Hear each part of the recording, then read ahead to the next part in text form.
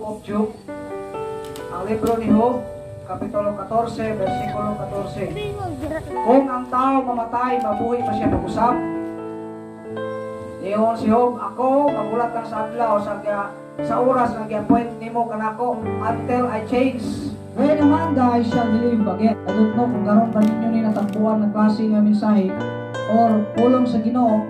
But then, wala yung problema kung karon lang nato ni nadungog ang pinakanindot nga naibawa na to, ang pinakanindot nga pangutana sa kinabuhi. Sibo sa kinabuhi ni Job, nindot kasi pangutana sa iyang sulat. Usa sa iyang pangutana atong gibasa ron, kung ang tao mamatay, mabuhi ba siya pag-usap? Muna pangutana niya sa iyang sulat. In Job chapter 14 verse 14, sa pagbasa na ko, kung hindi po ng klase ng pangutana ba? Kini nga pangutana, even ang pinaka-bright na tao sa kalibutan, dili katubag ani. Bisag katong mga bright kayo mga scientist sa kalibutan, dili makatubag ani nga klase nga pangutana. Sa maning klase nga pangutana, Pastor Osborne ako, when a man die, shall he live again? Kung ang tao ba kuno mamatay, mabuhi ba siya pag-usap?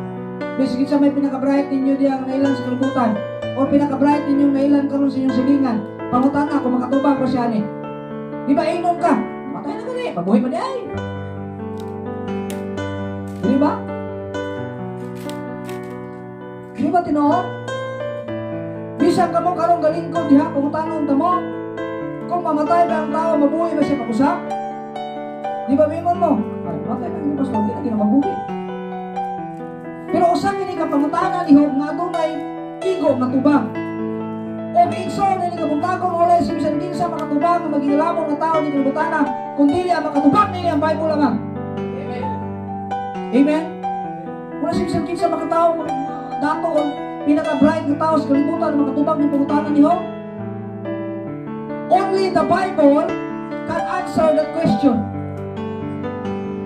O kini ang klase nga pangutana igsoon, kung dili ka Kristohanon ni kabuntagon, dili ka katubag nini.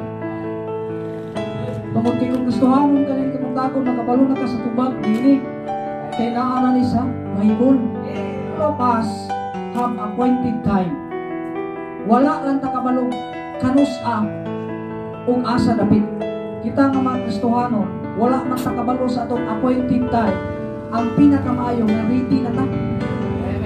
Amen? Nga once nga sa katao, mabot ang appointed time sa kinabuhi, kung ready na siya, dili na mabalakan, hindi na ka mabalakan niya. Pero kung sa katao ka nga wala ikabalo sa kamatayon niya, wala ko siya kabalo sa iyang padulungan, amo na pinaka-problema. Mo na pinaka-problema. Kasi bisag kinsa pa itong imong pampuon, di na gito may tabo nga mato paglangit. Kay atong kanta na yun, are you ready to face Jesus? Muna karon ni kabuntagon, kung aduna kay patalunghugan sa imong kinabuhi, nga dapat nimong susihon kining pangutana ni Job. O kung interesado ka sa pangutana ni Job, all about man's life, patalihog ang pulong sa Ginoo kay mo ni makatubag. Amen. O ang kabatulan man one day all of us will go to grave. Kitang tanan matakusa ka nato, mupulit ta sa lubnganan. Amen. Amen ba? Oh. Tanang tao mupuli sa kamatayon. Romans 6:23, for the wages of sin is life, no death. Mga mga uban kung mga uban niyo dito simba di naman. Lainap na simbahan na di manunglo. Sige maghisgot og kamatayon. Niyo ang Bible, for the wages of sin is death. Ang bayad sa sala kamatayon.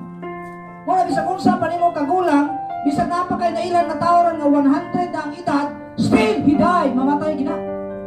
Diri sa Bible sa Genesis chapter 5, kung imo lang taon diha, si Abraham na tao siya 930 years. He died. Amen. Amen ba? Si Noah na kinabuhi sa ating kalibutanan 950 years. He died. Si Methuselah, he lives 969 years. He died. Nabasa na ito sa Bible, no? Nabasa ba? Nanginaot ko, nakabalo mo aning mga butanga. Bisag unsa kataas sa edad sa tao, nga imong nailahan karon nga buhi pa, one day, mamatay. Because nakadetalye na sa Bible. Amen? Amen? Amen ba? Ecclesiastes chapter 3 verse 2. A time to be born and a time to die. Muna atong kinabuhi igsoon, moabot mo ng appointed time. At least, matubag na itong pumutanan niyo. Amen? Amen ba? Hebrews 9:27, and it is appointed unto man once to die. Sa Hebrewanon 9:27, gisulat ginadiya nga ang usa ang tao mamatay, kausa lang ang iyang kinabuhi. Human sa iyang kamatayon, hukom lago. Wala na kay agi-agian pang daghang terminal o daghang pang mga agencies. Ingon ang Bible, kung ang Bible ato pasultion, ang kamatuoran mao pulong sa Ginoo. Hebrews 9:27, and it is appointed unto man once to die, and after that judgment lago. Meant to say, human sa kamatayon nimo, matubang ka sa Ginoo. Usab ka na to? Sinesutira na matay gahapon, pag human ni kamatay ang kalag natubang largo sa Ginoo. And then the Bible says, pagkatubang nimo sa Ginoo, hukman ka largo. Wala na daghang panglangas. Wala na daghang pang agian ng tao. Pag human sa hukom igsoon ng Bible, if your name was not found written in the book of life, asa kay tambong sa linaw nga kalayo. And John 1:12, sa dili pa kas kalibutan, may pagtagad ka sa Ginoo, nangalagad ka sa Ginoo, nidawat ka sa Ginoo, sa John 1:12, but as many as receive Him, to them give He the power to become the sons of God. Sa to pa nini kalibutan kung nangalagad ka sa Ginoo, kung nidawat ka sa Ginoo, samtang buhay pa ka, nangalagad ka sa Ginoo, may relasyon ka sa Ginoo, human sa kamatayon, matubang ka sa Dios. Iyon ang Bible, anak na ka sa Ginoo, kung dito ka sa kiliran ni Abraham. Amen? Kung nagkaroon igsoon, ang Bible nagtudlog yun that there is something after death. There is something after death. Kini nga Bible igsoon, kanang Bible nga inyong gikungtan, tuhuin na. Why? Because ang Biblia no kini igsoon ang nagtudlog kanato for preparation for the room for eternity. Kung adunay nagtudlog eternidad, naara na sa Biblia. Not by tradition of man, o usa pa ng klase nga gitudlo sa kalibutan karon, but besides of that, naara na sa Bible na tanan may bawaan ang kamatuoran. Gusto kang eternidad may bawaan nimo, naa sa Bible. Gusto kang may bawaan nimo nga human ay kinabuhi mabuhi paday ka, nara sa Bible.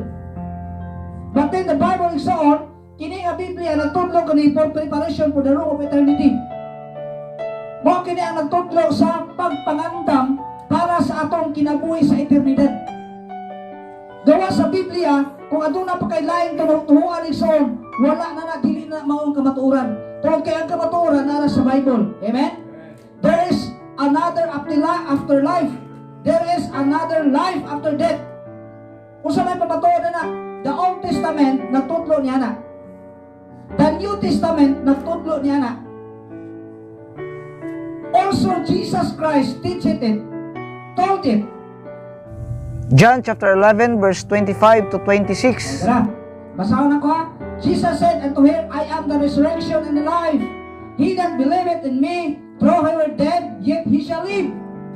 And whosoever liveth and believeth in me shall never die. Believest thou this? Oh, kung sa ingon ni Jesus, sa wala ba ka masayod, Marta, nga ako ang pagkabanhaw ug ako ang kinabuhi. Si bisan kinsa katong mutuo kanako, bisan siya mamatay, mabuhi. Ang pangutana ni Job, kung mamatay na ang tao, mabuhi ba siya mag-usab? Gitubag ni Jesus Christ, yung si Jesus Christ, si bisan kinsa katong magpuyo o mutuo kanako, bisan siya mamatay, mabuhi. O si bisan kinsa katong mutuo kanako, dili na mamatay. Do you believe that? Ito ba ta na? Ito ba ta na Kristohanon? Ito ta wala?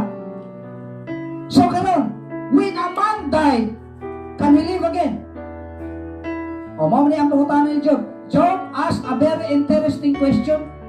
Kabalo mo nining igsoon ni kumutagon, kini nga klase nga pangutana, grabe ni ka-interesado nga pangutana mo naman. His question is, when a man died, can he live again? Dili ba interesado nga pangutana? Interesado dili. Mao ni klase nga pangutana nga mahasol ang tibuok tao sa kalibutan. A millions of people in the world will wrestle with this question kung imo ni pangutana ngadto kanila. Try to walk outside. Then ask every man na kung imo masugatan. Ikaw tayo, gulang magiging katay. Kung ang tao ba mamatay, babuhay sa pusat? Pag ikaw lang, bro. Diba? Mga na sitwasyon, no? Bisag kinsa siguro pumuntahan mo sa guwa, o bisag asa ka mo adto, walay bisag kinsa mga taong makatubag na ini. Why? Because these questions are very interesting question. Kung niya ka-interesado mo sa question, only the Bible can answer. Ang pangutana na kanayon, if a man die, shall he live again? The answer, yes. Yes. And yes. Amen? Kristohanon, kung mamatay ba ang usa ka tao, mabuhay ba siya mag-usab? Ang tubag, yes. Kung imo nakuptan sa imong kagalingon, karon nga nagpungko ka diya, kupti na sa imong pagtuig son, pwede kang mabuhay mag-usab. Because the Bible told it. Diyo na Biblia sa Matthew chapter 11 verse 25, sinusang kinsa ka to mutuo ka nako, magkuyog-kuyog ka nako. Bisan siya mamatay, mabuhay mag-usab. Usab pa na to?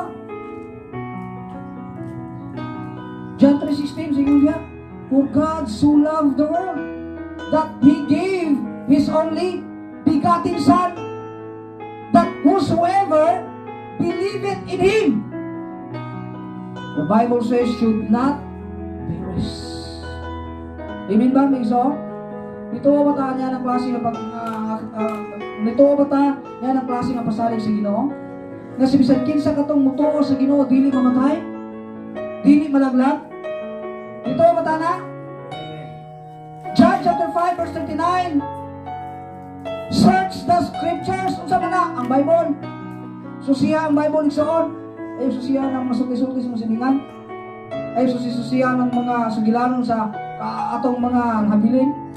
Susiya ang Biblia kay natin ang kamaturan. John chapter 5 verse 39. Sulat kini ni Apostol Juan kapitulo 5 bersikulo 39 ingon siya, susiya ang kasulatan. Unsa man ni kasulatan ng Bible? Kaysa imong pagsusi diha, na diha makita nimo ang kinabuhing walay katapusan. Amen? Search the scriptures, and for then ye take, ye have eternal life, and then they are which testify of me. 1 John 5:13. These things I have written unto you that believe in the name of the Son of God, that ye may know that ye have eternal life, and that ye may continue to believe in the name of the Son of God. Kung sa iyo diya sa 1 John 5:13, igsoon ni kabuntagon, gisulat ko ni diya kaninyo aron kamong uto sa anak sa Dios. Kinsa may anak sa Dios? Si Jesus Christ. Nga si bisan kinsa katong muto kaniya makabaton og eternal life.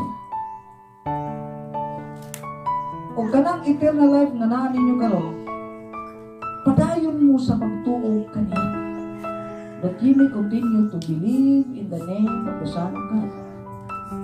Amen ba, Kristohano? Amen, Kristohano? Kanang klase nga eternal life nga giingon diya sa Bible, mao kanang kinabuhing walay katapusan nga mahatag sa Ginoo nimo sa dihang nidawat og nituo ka sa Ginoo. Do you believe that? Dito ba tana? Dito ba tana ison? Okay, dili na to tuhuan, mamauli na ta. Amen?